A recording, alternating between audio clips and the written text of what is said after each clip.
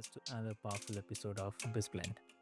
I'm your host, Avik, and today we are talking about a subject that every leader, professional, and I would say change maker needs to hear, which is very simple like leading from alignment. So, in our fast paced world, leadership often gets measured by the output, profit, and the status.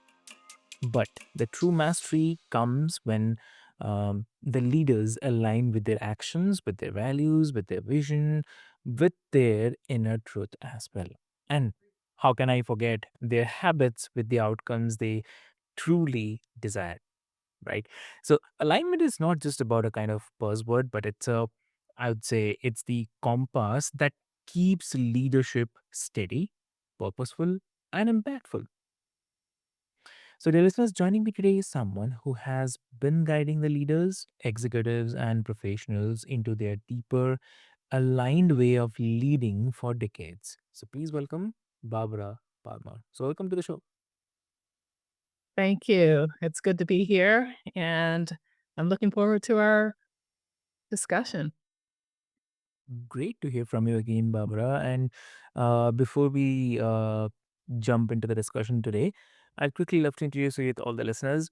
Dear listeners, Barbara is the CEO of BP Life Coaching Services, a registered and licensed occupational therapist, certified health coach, executive coach, MAP practitioner, and the Mind Movie Method transformational coach. So, with over 4 decades of experience in the healthcare, higher education, and the leadership development, Barbara brings neuroscience, psychology, and the spiritual principles together in her coaching. So, she's also the author of Healthy, Happy, Whole, which is a health and well being workbook. So her mission is very clear, like to help people neutralize the outdated beliefs, nurture the new ones with that serve growth, and create the lives and the careers filled with clarity, joy, and the purpose. So I'll not take much of your time, dear listeners. Barbara, it's really an honor again to host you here, and welcome to the show. Thank you. Thank you. Amazing. So Barbara, like as I mentioned, like today's topic is very I mean great because where we are talking about leading from the alignment. So on that perspective, I would love to ask you, like, when you talk about leading from the alignment, uh, what does alignment really mean in practice for the leaders today? Well, what alignment means is that the person who is leading from alignment, this is someone who has a high level of self awareness. This is someone who is in touch with their authenticity in terms of what matters to them. Uh, and this is someone who recognizes when they are not in sync with Mhm. what is most important or of value to them. Uh, so And one of the ways that they recognize that they're out of alignment is they have an inner discomfort, an inner a lack of peace. And the opposite is true. When they are in alignment, they have a sense of knowing and a sense of peace that they're moving in the right direction. Understood. Okay. So, what do you think? Like, how can a leader know, like, when they have slipped out of the alignment? Like, even if everything looks successful from the outside. One of the ways that they can know is recognizing if they are preoccupied with what other people think. Um, that's a sure way to be out of alignment. When you're preoccupied with what other people think, it's where you're in a fear mode. And when you are in fear, you are not in touch with what's going on within yourself, in terms of, once again, those things that matter to you, those things that are important, those things that you want to be known for. It's like how you want to show up in the world. You're totally out of touch with that. Mm. So you're saying like the fear plays a major role here, right? Yes. When we're in fear mode, and some people look at fear, the word fear, as an acronym, false evidence appearing real. Mhm. Uh, and when we are focused on fear, uh, we have more doubts. We have doubts about ourselves. We have doubts about other people. We have doubts about many things, and we tend to focus on problems as opposed to solutions. Mhm. Those are some of the things that focusing on, things that make you afraid, or where you're comparing yourself, you're competing. All of those things are, can kind of get a person stuck in a mode of looking outside of themselves and looking at conditions and situations and circumstances and being kind of driven by what's happening outside of them and being totally out of touch with what's going on within them. Yeah, understood. So for the listeners, definitely I would love to, uh, I mean, make it a kind of short summary. It's the alignment. It's not just about the appearances or the outcomes, but it's all about the deep connection between the values, vision, and the daily choices. So, uh, definitely, thank you so much for sharing that, Barbara. And um, in terms of neuroscience of the leadership habits, you use neuroscience based methods like MAP and also the transformational coaching. So from there, like what does the science of the brain help the leaders break free um, from disempowering habits and build the new ones, the aligned ones? What do you have to say? Well, there's a few things that I can say. I'll start by saying that the part of the brain that is connected to responding to things as though anything new is a threat. Uh, we talk about the amygdala. It's where, on an automatic level, whenever we're faced with something new, something that, well, and it's new to us, which basically represents almost everything that hasn't happened. You know, everything that hasn't happened, a part of us can be afraid. Unless we are approaching things from a standpoint of being in our comfort zone. Our comfort zone isn't necessarily a good thing. Our comfort zone is just basically what we've gotten used to. Um, and in order for us to innovate, that means going into unknown territory. And in order for us to be creative, that means using our imagination and going into unknown territory, but imagining what would be possible, looking for solutions. Um, so we want the part of the brain, which the frontal cortex is the part of the brain that is thinking that everything is possible. Mm, And so that's the part of the brain that you want to lead with, whether you're, in business or even in your personal life. That's when you're looking at making decisions and, moving forward, you want to be led from that part of you that is believing that anything's possible, and in terms of anything being possible, it's like, even if it's something that no one that has done before. It's like if it's an idea that you have, and it's like, instead of coming from a fear-based, point of view of, you know, no one's ever done this before. How can you do this? mm, It is to turn it around and say, what if? What if this is the answer? What if this is a way of changing things for the better, not only for me, but for, for everyone who's a part of my organization? What if this actually would even spill over into a positive impact in the community? What if this would even, make the world a better place? You know, it's like using that frontal cortex, we do that whenever we start considering anything's possible.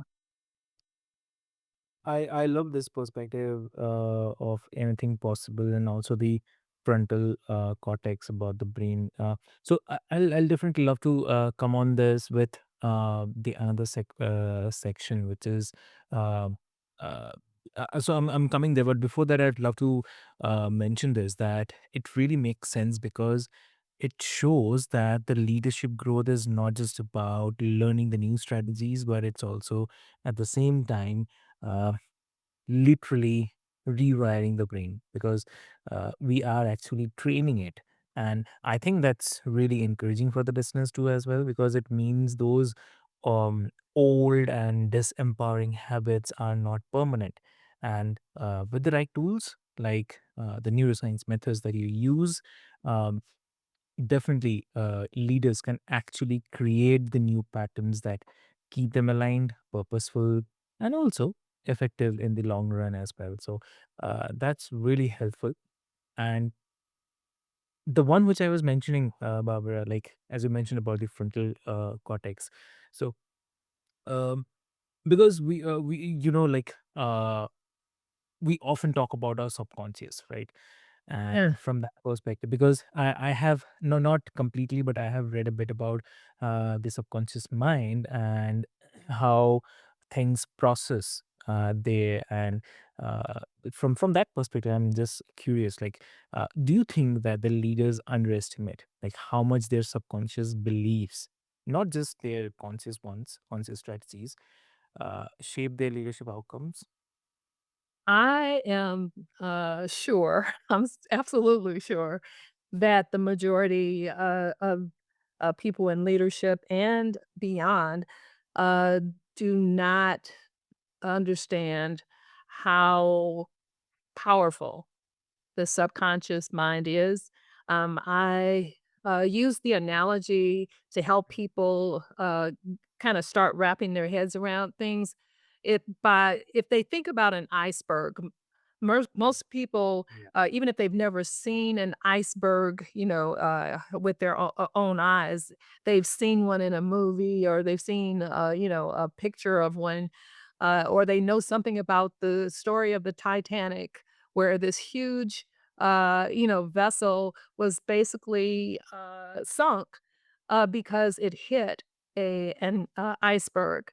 So imagine that the tip of the iceberg, the part that you see that is above the surface of the water, Mm. that is representing your conscious mind, and that's representing 1/8 of the iceberg.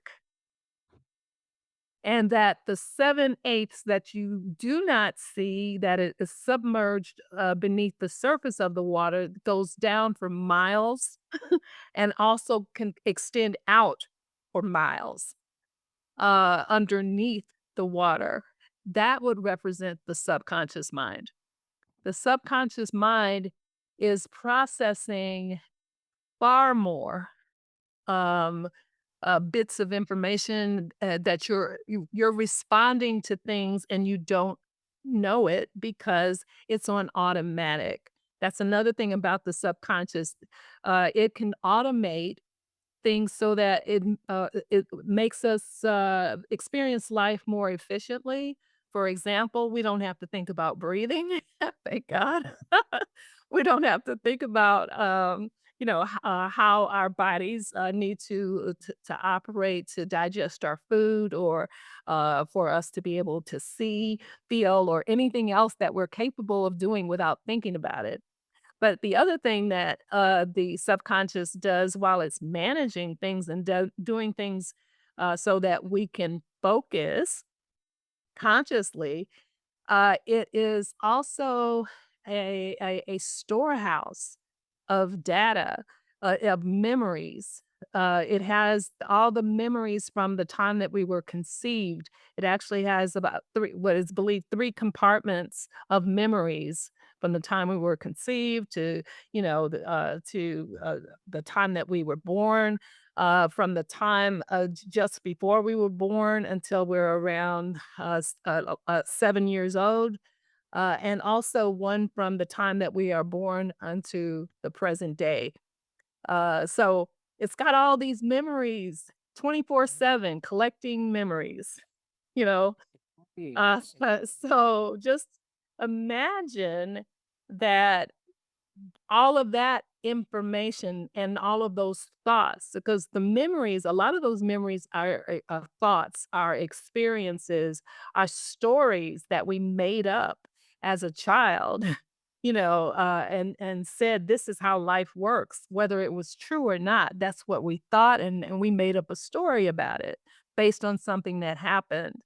And so the more something is repeated in terms of a thought, it becomes a pattern or belief, whether it's true or not. And is experienced as though it is true because it feels true.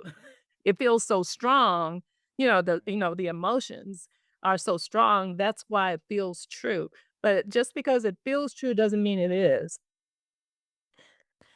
Definitely, Barbara. I mean, I really, I mean, like, we often say is that it's the AI era, or AI is there right now. It'll do everything like this and all.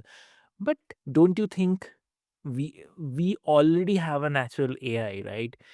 Our brain is the natural AI, and when we talk about the subconscious mind is kind of cloud storage where we process every daily routine which we are doing, or which we are thinking on a daily basis, or we are performing something. Everything is getting recorded via Zoom, just to make it understand, like, I mean, there might be something which is in the medical term or the biological term, I'm not sure, but I mean, I'm just saying in my words, like, via Zoom, it is getting recorded day to day, time to time, each timestamp. And when we think something about this, or some of the situation which happened with us, or we are thinking too much, or thinking about someone too much. So, uh, am I correct? Like, the dreams are also connected with that, because when we dream. Yeah, all of it. Yeah, all of it. But yeah, anything that we experience, whether we are awake or asleep, your subconscious is involved. Um, yeah, whether with and because it's uh be beyond our awareness, it's like the best we can do is, as we grow in our understanding, that not only is all this information there, the subconscious has the power to automate. So the good thing about this part of us is this part of us has to be on board if we're going to make changes. Because consciously, we're talking about 1/8 of your brain power, right? Consciously, Yeah. you cannot make a change or transformation. You can make a decision, which is a great thing. However, you're gonna have to engage your subconscious mind in order for the change to actually happen without being resisted. True. And there are ways to do that. And by the way, you cannot trick your subconscious mind. I know that some people may actually say things like that where, you by using affirmations, but even with affirmations, if you use an affirmation, and there is a part of you within your subconscious that is like, that's not happening, you know, if there is resistance within you, what is resisted persists.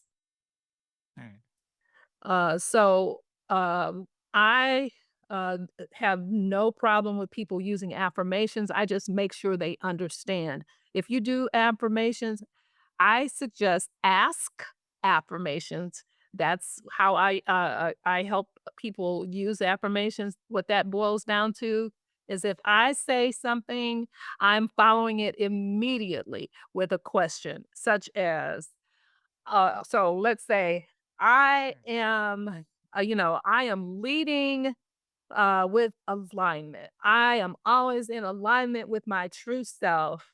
Isn't that wonderful? mm. Just by presenting that question, your subconscious mind grabs that question and says, of course, this is wonderful. This is possible because that part of you also knows that you are capable of doing anything you set your mind to. So you don't have to convince, your subconscious mind that you're capable. But if you've got some beliefs that are there, that are stored there, Mm. that's where the resistance would come from. And it's in your subconscious mind. It's a program that would pop up. Yep. But that question causes another part to come where it's tapping into, hey, anything's possible. It's like remembering, yeah, anything's possible. Anything is possible. Definitely. I totally agree with this. This is really an eye-opening, I'd say. And um, when we talk about this, I always try to bring some of the contradictory angle as well. Some critics say that alignment sounds idealistic, that Uh-huh. at the end of the day, this is just about the results, not the values, right? So, how do you respond to those leaders who think that alignment is a kind of nice to have thing, but not necessary? What do you say? Actually, I Mhm. um would first acknowledge that I can see why they would say something like that. I can actually, I can relate to that. But what that does is, based on what they're saying, what they're revealing is is what they believe. Mm, That is what they're revealing by having that point of view. And by having that point of view, they have trained, whether they know it or not, they have been trained and they are training their subconscious mind to look for ways to justify that point of view because it's their belief. And their belief may be related to, and most likely is related to experiences that they've had, memories that they've had, even possible traumas. And just know trauma in the context of neuroscience is not necessarily talking about trauma like, somebody would experience that has PTSD. It's not that. It's when something happens that you really didn't want to happen and it really upsets you at the time. yeah. That the way that we process memories, we process things that upset us as though they are traumatic. And so we come up with stories and we make decisions and we say that I'm not going to ever do that again or that that is something that it's like absolutely people like that I will have nothing to do with. And it's like we make these decisions in a moment and even a second, in response to something that we're experiencing once again as a child. And that gets repeated as an adult. So, as far as somebody, you said something earlier about, is it possible that there are folks that are leading that are not in touch with, all the stuff that could be influencing them as leaders coming from their subconscious mind? Absolutely. They're being influenced by things that they don't even realize they're being influenced by. They could be even uh, influenced by something that happened at school, the way that, someone who was in a position of authority interacted with them. It could be, from parents or a neighbor or what. It's like each of us we've had so many experiences, but our record keeper subconscious mind has been keeping track of all of it. And it's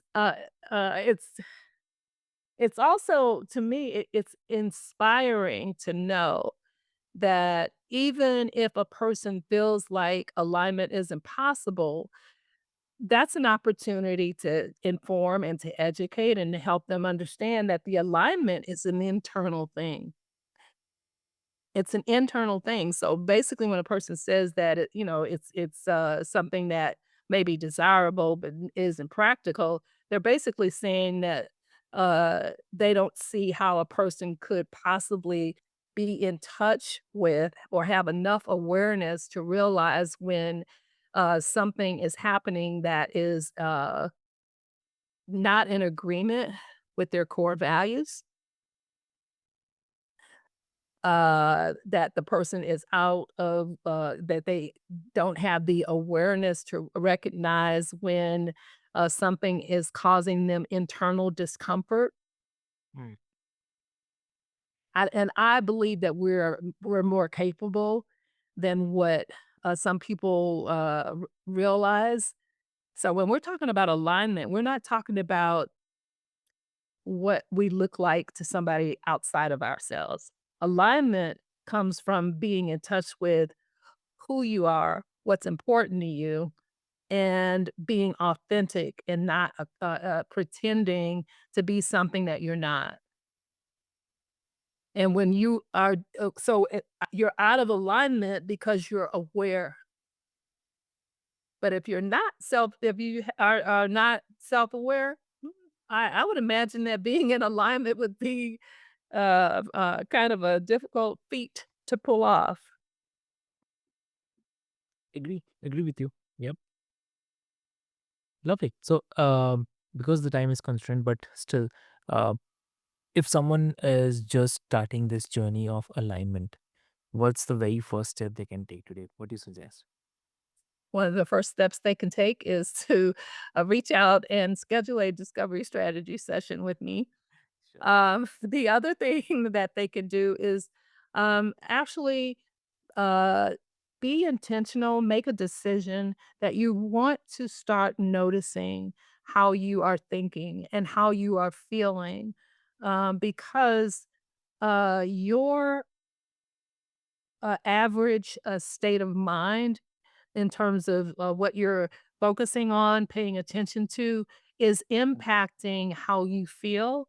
And ultimately, that can affect the quality of your life and your ability to lead. So, yeah, start paying attention to how you feel. And I do recommend that folks, you can use a journal or just use your phone. Most smartphones have a note feature, where Mm. you can just, you know, do, voice to text, or you can actually use your thumbs and just, put some notes in there when you notice things, because what you'll start to notice Mm. is patterns, your patterns. Love it. Really inspiring because it shows that alignment is not just about doing more, but doing what matters the most in Yes. simply a way that feels congruent and true. So, uh, Barbara, I mean, this conversation has been such a refreshing reminder that leadership is not just about pushing harder, but it's all about aligning deeper. And Yes. uh, also, thank you so much for showing us that when the leaders align values with the vision and habits with the purpose, not only results improve, but the life becomes more fulfilling. So, uh, Yes. thank you so much for that. And for everyone who is listening, do ask yourself that am I leading from alignment or am I running on autopilot? The difference could definitely be the key to your next breakthrough in business, relationships, and the well being. And Barbara, if someone wants to connect with you, what will be the great medium to connect? If they wanna connect with me, I'm at bplifecoach.com, and they can, schedule a discovery session. It's a complimentary 30, minute session, and we can focus on whatever they want to focus on, and they can find out more about MAP and how we can help move them forward. Lovely. Lovely. Great. So, dear listeners, what I'll do is I'll put all the links into the show notes for your easy reference. And also, please remember, dear listeners, that a healthy mind leads to a healthy life, and the alignment is the bridge between the two. So, with this hope, until next time, this is your host, Avik, encouraging you to step back, realign, and lead with clarity and the purpose. So, thank you so much. Thank you.